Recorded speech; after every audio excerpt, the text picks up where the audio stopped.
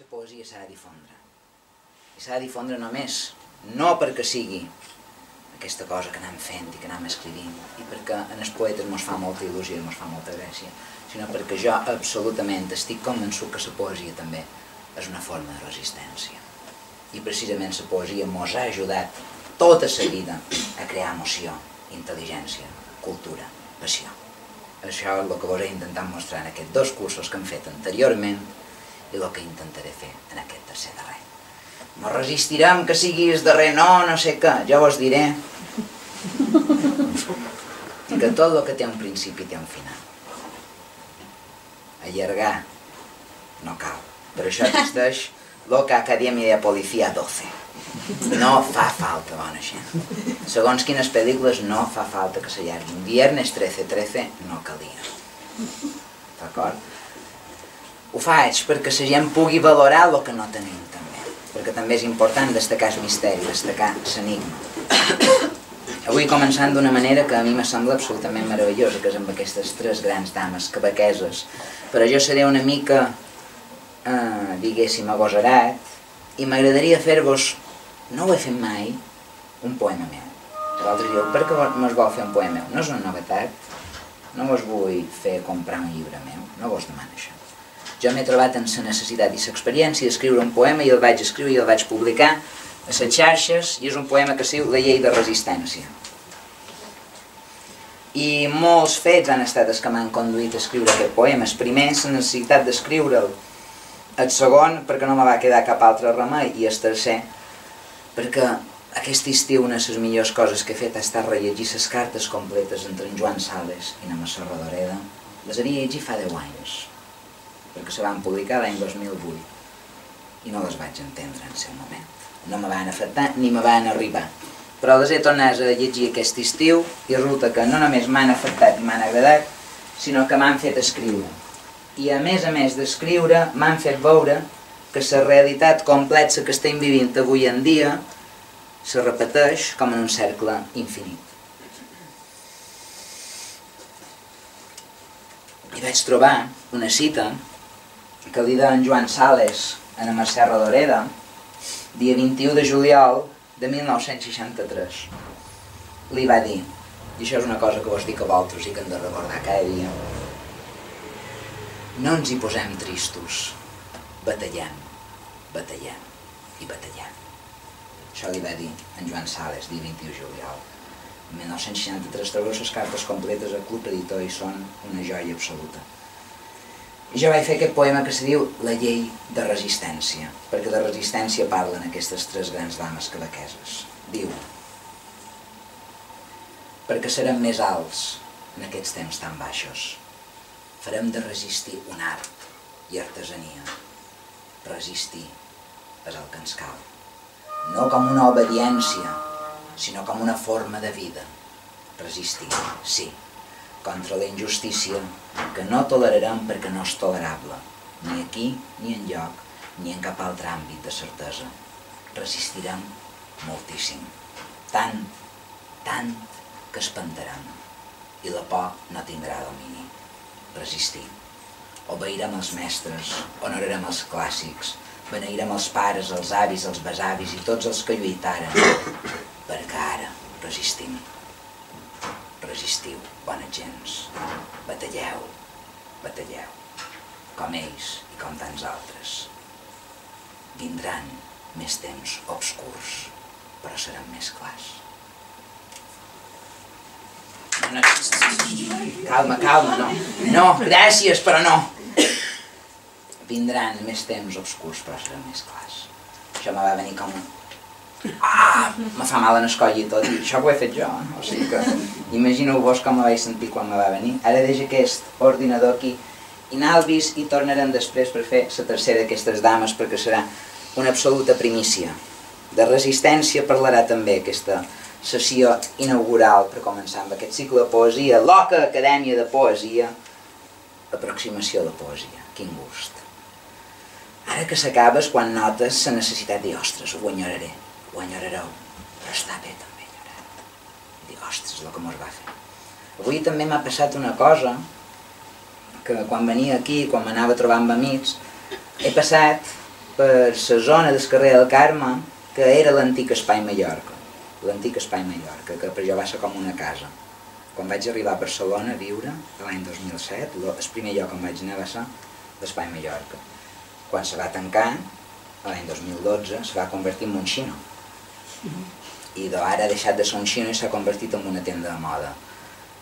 No sé ni quin nom té. Però resulta que si aneu al carrer del Carme i entreu allà, trobareu en terra les ratjoles que tenien en el seu moment.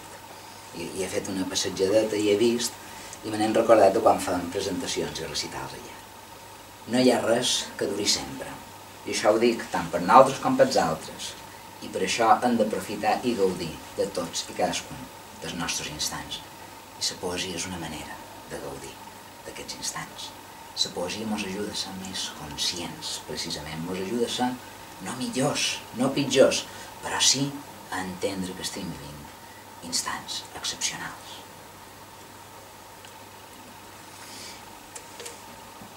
Precisament la poesia ha estat l'arma que han vehiculat aquestes tres dames quebequeses en una situació política, cultural, geogràfica molt diferent a la nostra, però també en el final molt semblant, perquè les coses que se dissocien en el final s'acaben associant. Començarem primer en la Denise des Hotels, continuarem en la Nicole Brossard i acabarem en la Martine Odet. Ja veureu de quina manera faig aquesta associació. Començarem precisament en la Denise des Hotels perquè en certa manera també va ser la qui va trepitjar aquesta santa casa quan va venir a presentar aquest llibre. Una felicitat imposada. Traducció de Toni Clapés, que precisament és el traductor de dues d'aquestes tres dames quebequeses. És una novel·la, si novel·la se li pot considerar en aquest conjunt de textos absolutament fascinants perquè tenen un elat poètic. Quin títol? Una felicitat imposada. No volguda, no apareguda, sinó imposada. Curiosament és un llibre que defineix perfectament gairebé la conjunció de l'obra d'aquesta autora quebequesa. El Quebec, aquest territori que ens sembla tan allunyat, on parlen francès, i on allà parlar francès no és precisament la llengua majoritària, i per això precisament tenen aquesta lluita constant. Denise des Hotels és la gran dama negra de les lletres quebequeses. Va sempre vestida de negre, perquè sempre està de dol. No és broma, és la veritat. Està de dol perpetu. Està de dol perpetu perquè ella ha viscut tres morts molt traumàtiques. La mort de son pare, que explica aquí, la mort del seu fill, que explica dintre sense tu mai no hauria mirat tan amunt, i la mort de la seva millor amiga a tomba de dur. Per tant, està sempre de negre. Una persona que ha viscut la mort a primera línia, en les persones que més ha estimat, el darrer que faria seria escriure poesia. En el meu cas, per exemple, perquè només veure situacions molt dramàtiques a mi m'han fotut en una situació no. A vegades no sé escriure, no puc escriure, no sé què fer. En certa manera, he recordat el que va dir en Wittgenstein, que quan no saps de què parles, més val que hi ha a vegades. Però després resulta que te'n dones compte que aquelles persones més atrevides han agafat i sí que s'han posat a escriure sobre moments absolutament traumàtics. Aquesta novel·la, si no voleu llegir cap altre llibre en Denise des Hotels, jo crec que condensa tots els altres, perquè és l'explicitació de la seva infantesa, la manera com ella s'aprèn la mort del seu pare, com la seva família va voler amagar aquest fet per imposar-li una felicitat com si tot fos perfecte, però en realitat no ho era, i com això després s'ha convertit en un fet constant i continu en la seva vida i en la seva poesia. Curiosament, la cita que va triar per començar aquest llibre són dues. Una de Normand de Bellefeu, diria que se pronuncia així, i l'altra és de Nicole Brossard, l'altra dama que veurem a continuació. Antoni Clapés, el traductor d'aquesta obra publicada a l'Hebreu, me va explicar que segurament aquesta cita defineix molt bé les tres morts de Denise des Hotels i que va haver de viure en primera persona. I diu: jo tenia una ferida com qui té un costum, i en tenia una altra com una diversió, i encara una darrera, bastant més simple, a títol d'exemple. Tenia tres ferides i tota una vida per afegir-hi dolor. 3 ferides i tota una vida per afegir-hi dolor. Això ho diu en Normand de Bellefeu, que és una cita que ella agafa per encapçalar això, i l'altra cita que ella introdueix, la Nicole Brossard, agafa una dama quebequesa, una altra gran dama quebequesa, vull dir, això no sol ser habitual, perquè normalment en grans noms d'una literatura entre ells se foten hòsties. Vull dir que aquestes 3 grans dames tenen una cosa, que és que van fent el seu camí, no van emprenyant a les altres i quan poden les defensen, que això és molt lloable. I a vegades aquí mos discutim entre nosaltres pensant el mateix, però mos discutim per minúcies. No ho va cantant Raimon, ajunteu-vos, ajuntem-nos, i elles s'ajunten. La Nicole Brossard li diu: aquell que adapta el seu dolor a la passió de viure ja té un peu en la ficció. Aquell que traça el camí dels pensaments i del desig ha de restar viu. Quedar viu per explicar el dolor. I aquest dolor, encara que sigui ficcional, que sigui un dolor real, que quedi per sempre en la literatura. Per això m'agradaria fer-vos precisament aquest principi d'aquesta novel·la, que després ens conduirà cap a les seves altres obres poètiques, d'una mort a l'altra. Veurem aquestes 3 morts, aquestes 3 ferides successives: la mort del pare, la mort del fill i la mort de la millor amiga. Aquest és el principi d'una felicitat imposada. El 6 de maig de 1950 mor el meu pare. Aquella nit, un segon forassenyat va marcar per sempre la vida de la mare, la del meu germà i la meva. En un segon, el nostre món va volcar i tots els altres segons que el van seguir es van afeixugar sota el pes de la desgràcia. Durant molt de temps vaig pensar que aquell vespre el temps s'havia aturat per a nosaltres, o més aviat que s'havia ralentit per un munt de desgràcies, els efectes del qual havien acabat per expandir-se arreu, com la pesta. Els paisatges, els pensaments, la vida futura, tot estava emmetzinat. El dol obliga a dir, però la meva mare, ella, no ha dit mai res. En tot cas, res d'important. Res d'aquest aire negre que encara l'habita i en què se remolinen unes engrunes de conversa, unes paraules dolces, els gestos més íntims, res de manera inconscient i que ens afecta al meu germà i a mi. El temps inacabable que cada dia s'allunya una mica més d'aquell 6 de maig de 1950 i de la seva vida anterior de dona jove, continua refugiant-se d'amagar rere la doble mirada del record i de l'espera.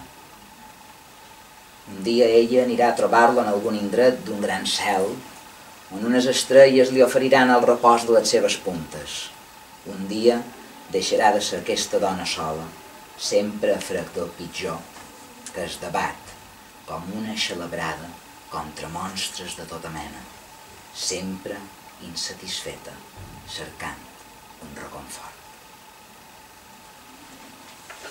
L'escriptor, l'escriptora, la poeta és un insatisfet que es ressegueix aquesta perfecció.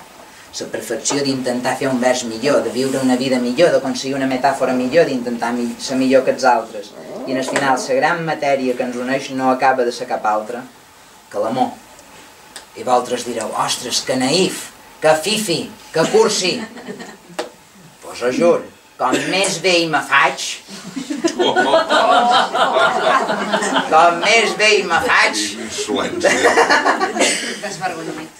dia 22 de novembre faré 33 anys, l'edat de Cristo, l'edat del martiri. Alerta, com més vell me faig, només veig una matèria que ens uneix a tots, que és l'amor. Aquest amor imposat com la felicitat de na Denise Deshotells és quelcom que ella perseguirà poèticament i vitalment perquè considera que aquesta és la matèria que ens ha d'unir universalment. Lamentablement, i això és la veritat, hi ha una balança còsmica i no ho sabem. I si per una balança, en aquella balança, en un cantó tenim l'amor, a l'altre tenim el seu contraposat, que és la mort, Eros i Thanatos. Per tant, tant d'amor ha de portar un pes a canvi. Curiosament, aquest llibre, que en francès s'intitula C'est fauve le bonheur, va ser matèria de discussió entre na Denise Desautels i el seu fill. I discutien sobre aquest volum, que si era massa exagerat, que si tenia massa mort, que si era desesperat. Per tant, hi ha una discussió entre mare i fill.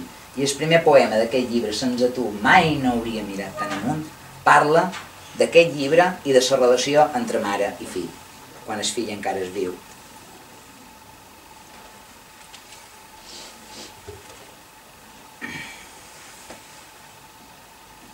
Això me passa amb mon pare, per exemple, i amb ma mare. Llegeixen els meus llibres i els dic, què, t'ha agradat? Està bé, està bé. No hi ha més discussió. Jo, Tere, t'ha agradat? Sí, sí, tal. Santi, què? Està bé, està bé. Pots riure, però jo després llegint a Denise Desautels dic, ostres, potser hauríem de tallar aquest silenci. I a vegades els he imposat dir, però què t'ha semblat? I hem arribat a xerrades molt constructives.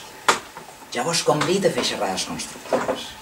Jo vos convido a lo més típic, amb els pares, amb les mares, amb tot. Per què? Perquè vivim en un món que sembla que donem les coses per evidents i les coses no són evidents. No ho són. Ni en les relacions, ni en les imposicions, ni en la societat. Alterau aquesta societat, alterau les convencions, alterau el que és típic. Jo vaig alterar un fet amb mon pare i ma mare, que va ser que jo havia dit a molta gent que l'estimava i ells no els havia dit mai. I un dia vaig dir, ostres, digue'ls-hi. I els hi vaig dir, a partir d'aquell dia mos ho dim sovint. Però fins que no ho vaig imposar. Imposem les coses de veïna. Imposem diàleg, imposem xerrades. Per això, quan llegeixo un fragment d'aquesta categoria, jo me sent molt identificat, perquè diu no parlem gens, o pot ser una mica dels meus llibres. Massa morts perquè arribis fins al final. Aquest va ser el teu únic comentari a una felicitat imposada. Vas refusar fer part de la comunitat de víctimes i amb raó. Vas refusar ser cridat a l'ordre, retornar a la felicitat lligat de peus i mans. La reconstrucció tanmateix del tot fictícia de l'hecatombe familiar que va precedir el teu naixement i que vaig voler inscriure en una certa història del Quebec no et concerneix. No d'aquesta manera. No amb aquest pes d'ombra. Vaig ser, i això encara continua, més necrofílica que maternal. Vet aquí la meva constatació. La mare engolidora, devoradora, no sóc pas jo, sinó la meva. Com hauria pogut anar massa lluny fins a engolir-te? Només t'exaspera la inquietud que es presenta sovint, on s'insereixen les llàgrimes fàcils que vaig heretar d'ella, de les quals no m'arribo a desprendre i que no tinc el poder de dissimular. De tota manera, te'n vas anar massa d'hora a refugiar-te en els boscos abans de fer-te a la mà. D'aquí el meu afany, escriure d'una manera imprevisible el text que se'm resisteix. Esquiu amb els anys, amb el parc La Fontaine com a nucli adreçant-te'l. Una mena de carta al fill. Les tres dames quebequeses comparteixen aquest mateix tret. Escriure d'una manera imprevisible, trencant les convencions, escrivint en els marges, en els espais buits, per crear realitats noves, literatures noves. El Quebec va ser un territori que va passar en el segle XX de l'edat mitjana en el segle XXIII, en 100 anys. El Quebec avui en dia és una institució per nosaltres cultural, social, de drets civils, de drets personals, de drets individuals, però abans havíem passat per una època molt obscura, època que precisament a Denise Desautels mos narra dintre d'una felicitat imposada, amb una fervent educació catòlica, apostòlica, romana, exercida per les monges i pels capellans, en una societat sense mitjans de comunicació, en una societat en què la llengua que parlaven les persones de certes barriades, com era el francès, eren absolutament discriminades. Una sèrie de persones que vivien una autèntica època obscura que només va poder ser condensada, combatuda i sobretot superada a través de l'escriptura poètica. El Quebec va viure a partir de la revolució cultural, que precisament és el final d'una felicitat imposada, una autèntica revolta, de la mateixa manera que en els països catalans, quan van arribar als anys 70 en la mort del dictador, varen viure no només les avantguardes, no només les neoavantguardes, no només les postavantguardes, sinó tot el que no havien pogut fer durant 50 anys, fer-ho durant 10, la dècada miraculosa dels anys 70, com l'anomenen en Julià Guillamón i en Vicenç Altaió, la dècada miraculosa dels anys 70.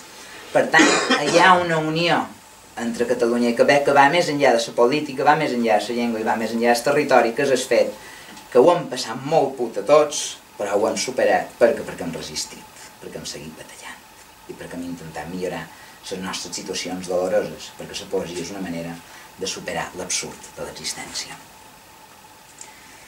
Després, precisament, hi ha un moment en què la Denise Deshotells continua parlant d'això i ens explica tot aquest fet de l'escriptura més enllà dels propis límits.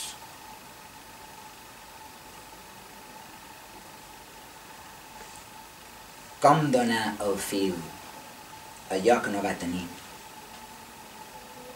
o gairebé, allò que pot ser il·lusòriament es va posseir, allò que cerquem acarnissadament espaiant els dols, a relativitzar finalment. Després de tot, jo no seria res més que una boca d'ombra del tipus mother. Com procedir perquè la memòria s'esquerdi i que per les escletxes fugi la càrrega completa de les cendres dels nostres morts?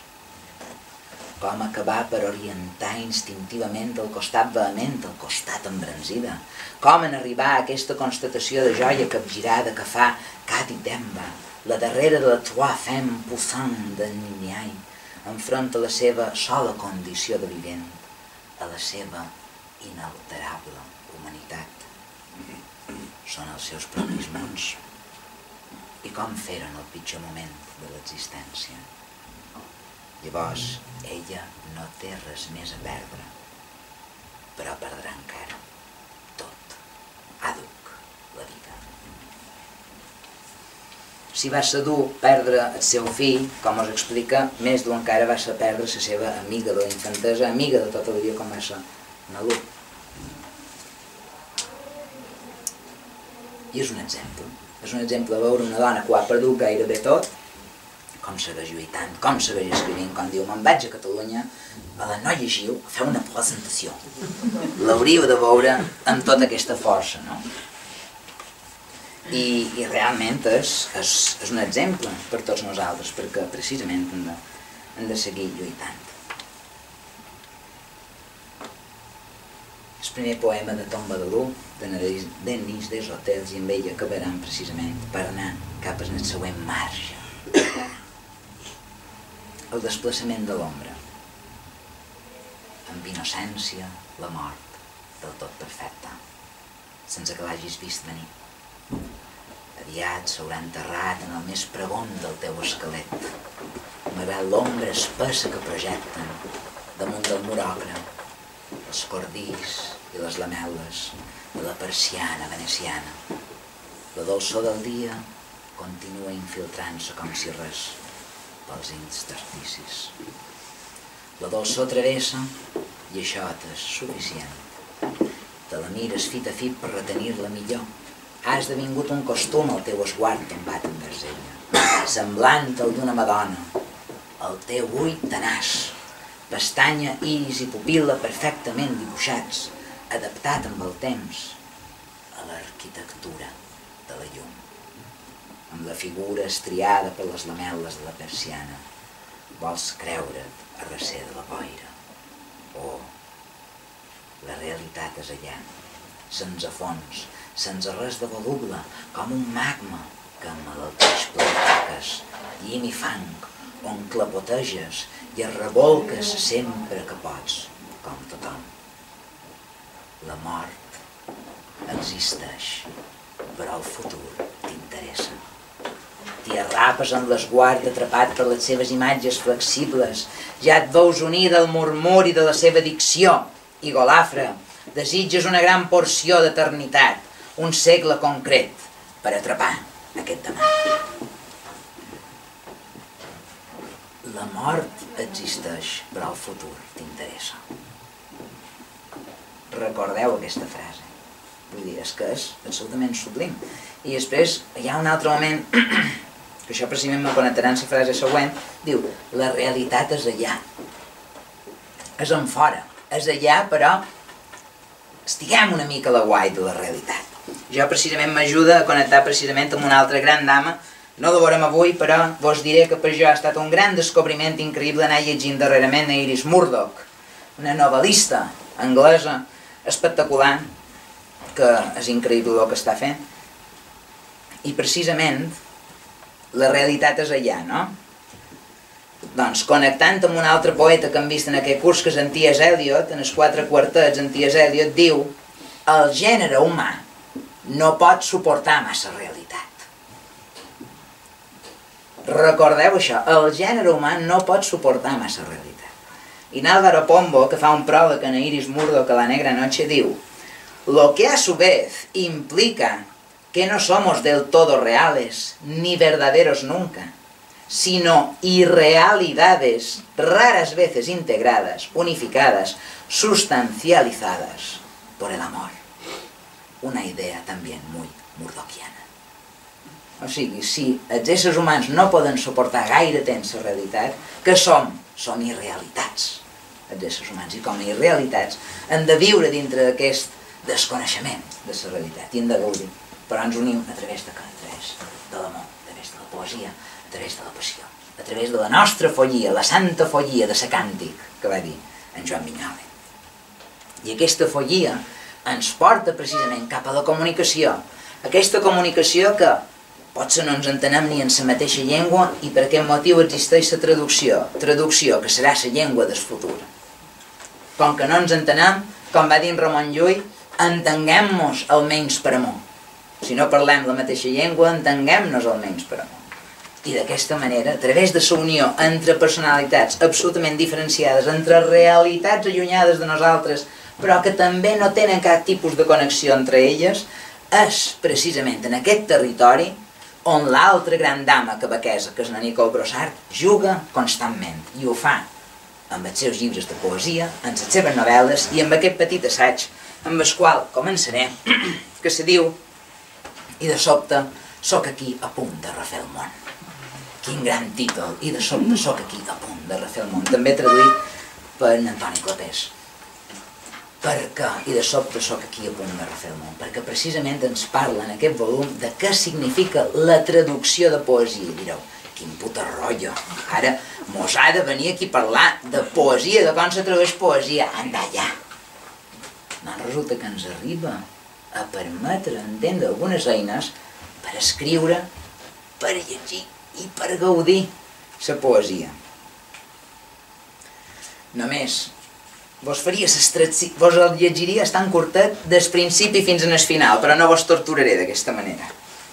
Però hi ha una cita en el principi d'Ezra Pound que diu: la literatura extreu la seva vida de la traducció, un nou trasbals.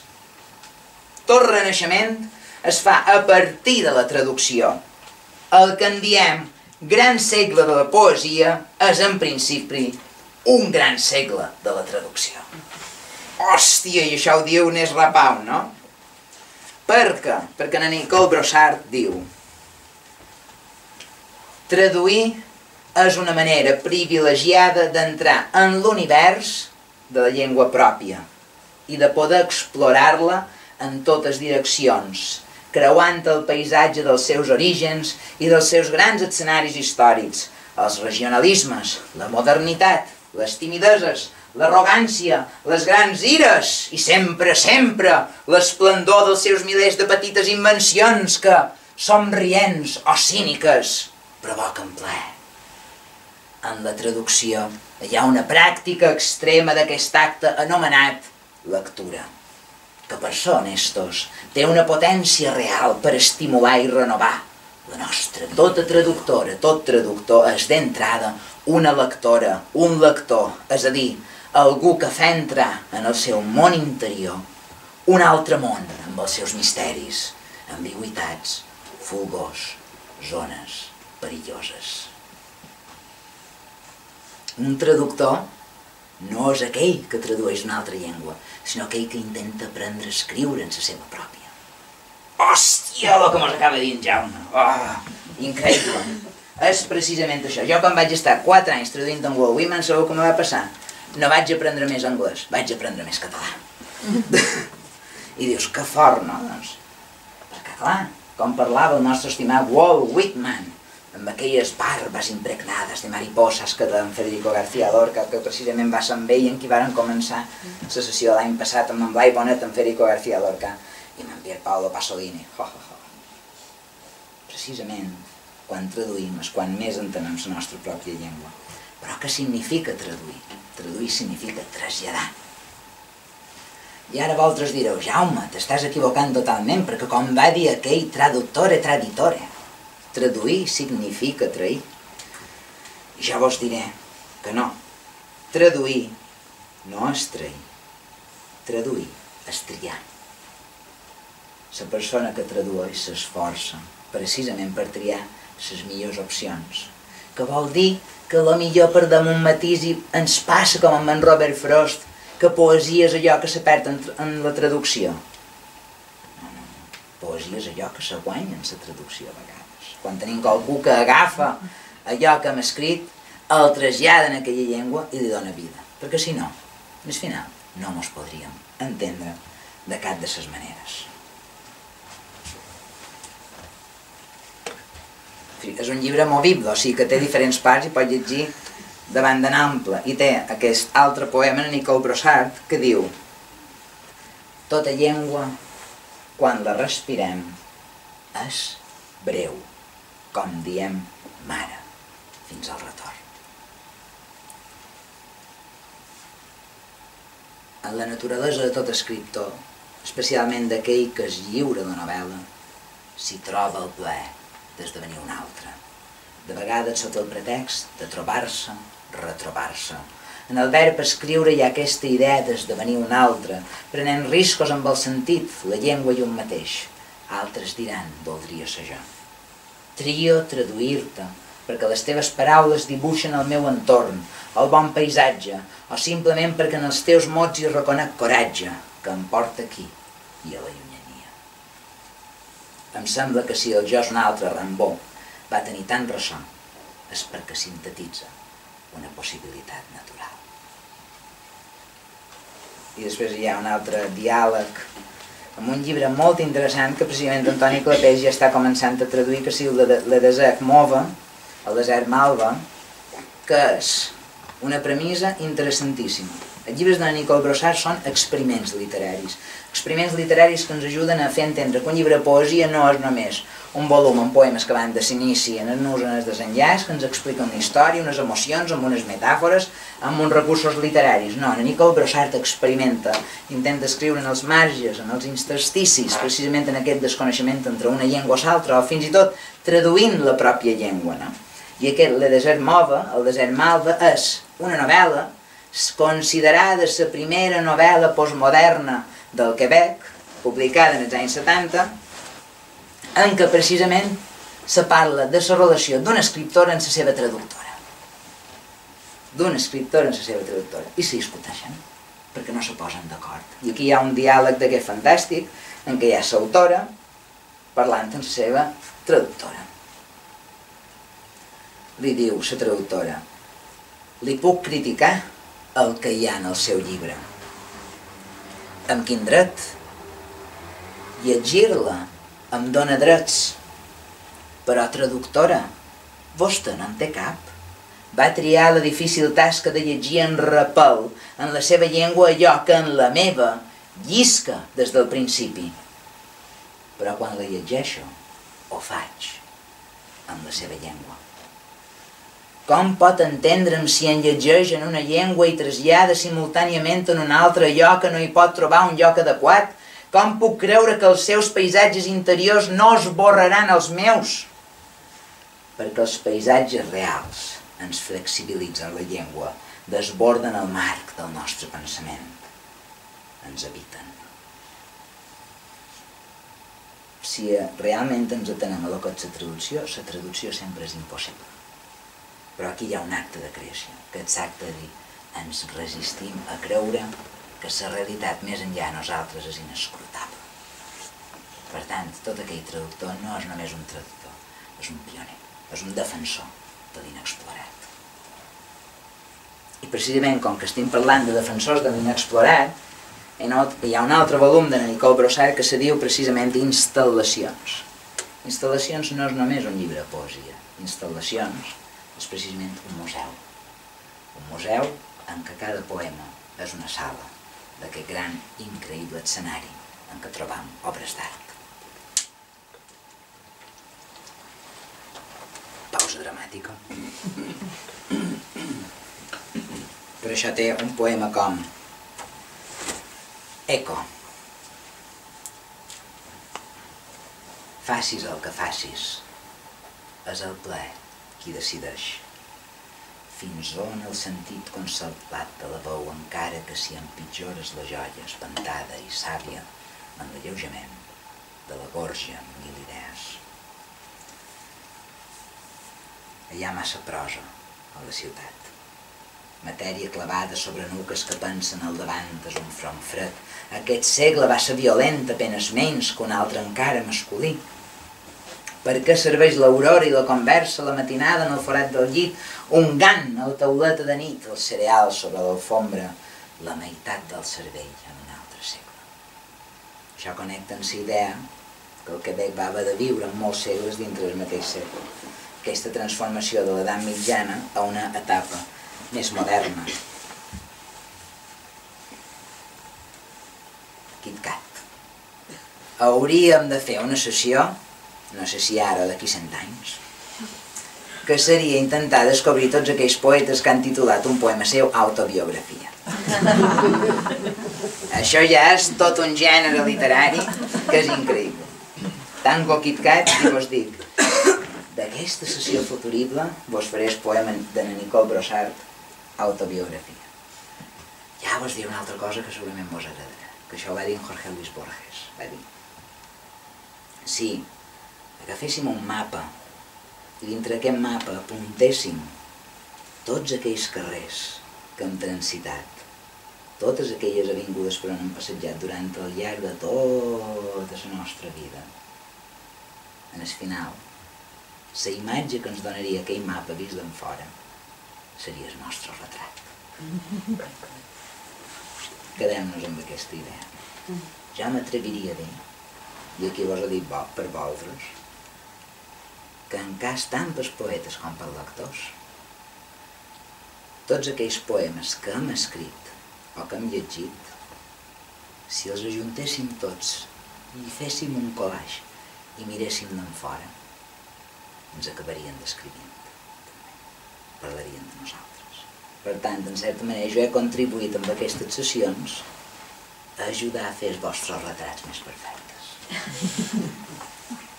Autobiografia.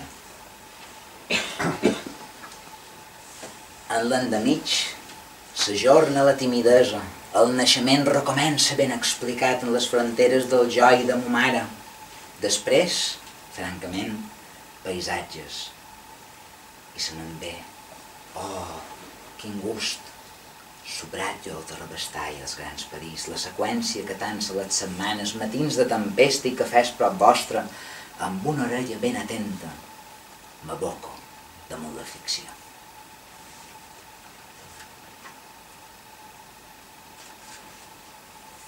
Vetllada. Tan senzill que vull besar-te perquè el dia és perillós. Inacabable com el fred, baf, doble imatge, llavis immaterials, a la finestra doble vidre, escriure en l'indret precís.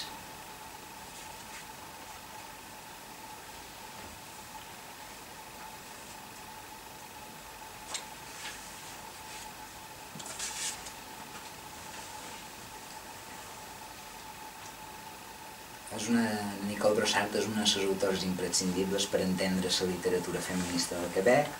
És una autora lesbiana i va ser de les primeres que va parlar de l'amor lèsbic sense cap tipus de por. La seva lectura des d'una vessant feminista, des d'una vessant femenina, és molt interessant, però això no és l'únic interessant d'ella. És veure també de quina manera el text supera qualsevol gènere. Per això un poema com Montreal. Camino. Val molt la pena, lentament, donar el bon dia. I gràcies, somriure, amb el cos ple de consideració per a tants mots que estimo.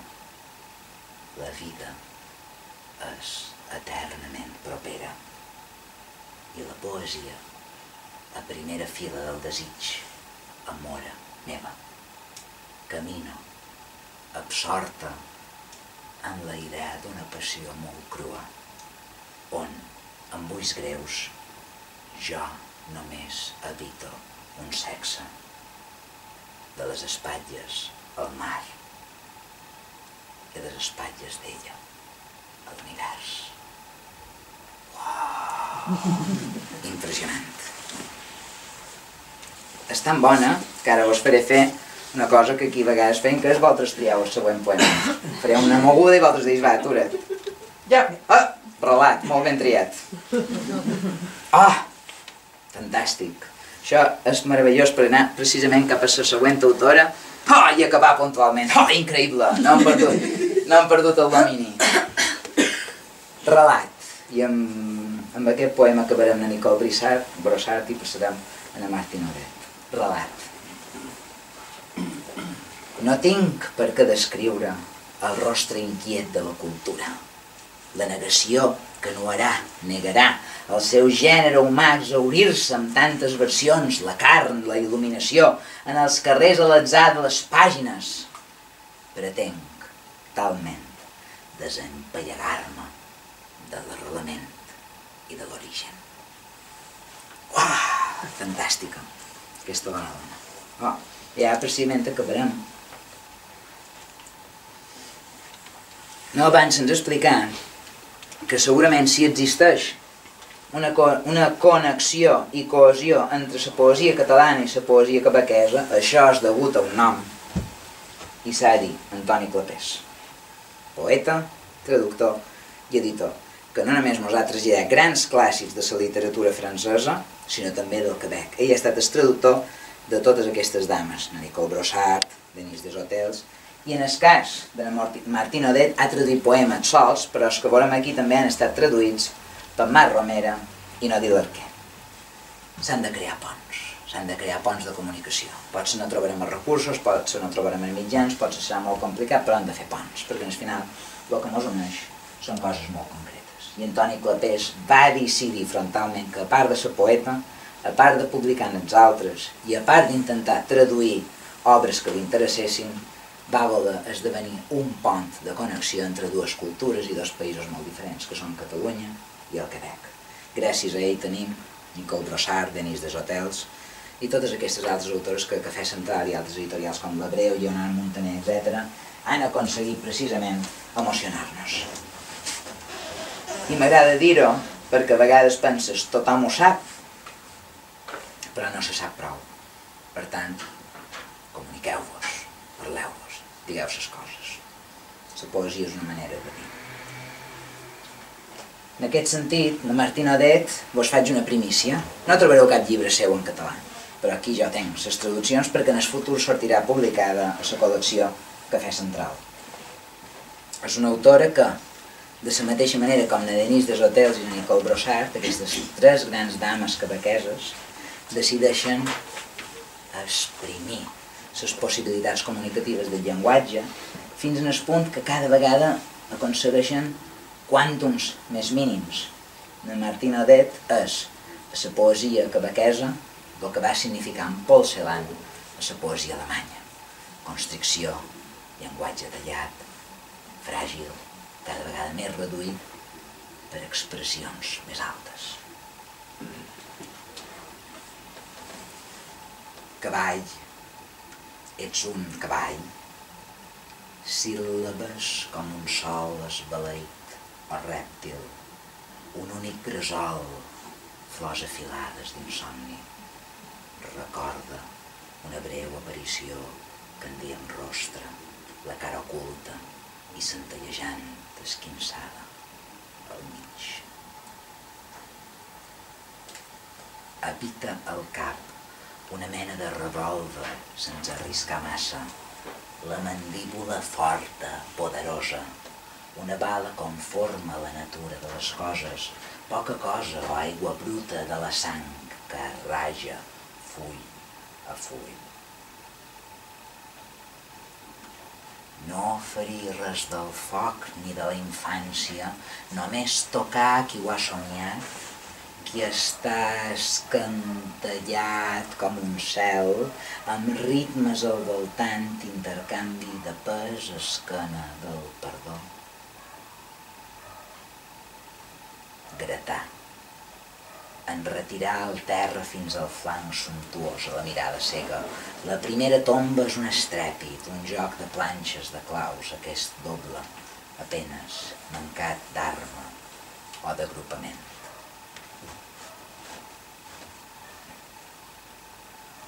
Ja res, sinó destruir, sinó matar, clavar vermell dins la nit, i a la meva esquena l'implacable, o més aviat mort, carregaments de sacs de terra, d'escombraries, de rostres.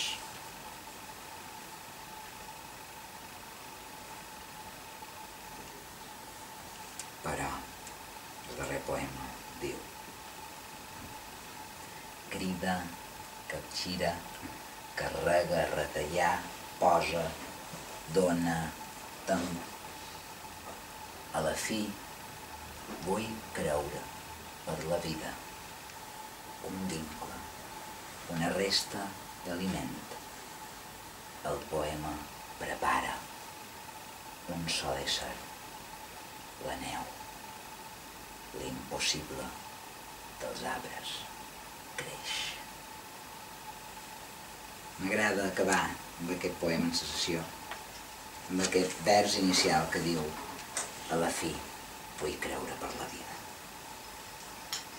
Venir aquí cada mes, al final, és creure una mica més en la vida, en la poesia i en nosaltres. Acabaré com he començat. Són temps molt durs, complicats, complexos, però sabeu que resistirem, batallarem, lluitarem. I jo només vos dic que quan estigueu tristos, l'únic que heu de fer, heu de recordar el darrer dia de la darrera sessió que vam fer aquí, tot veient Bruce Springsteen. I jo estic molt millor. In the USA. Recordeu això. Jo vos dic que a final de curs farem una festa com aquesta. D'acord? Mentrestant farem poesia, mentrestant anirem lluitant, i esforçau-vos per una cosa tan senzilla com ser una mica més feliços. Gràcies per venir en aquesta primera sessió i mos veiem d'aquí 3 setmanetes. Fins aviat.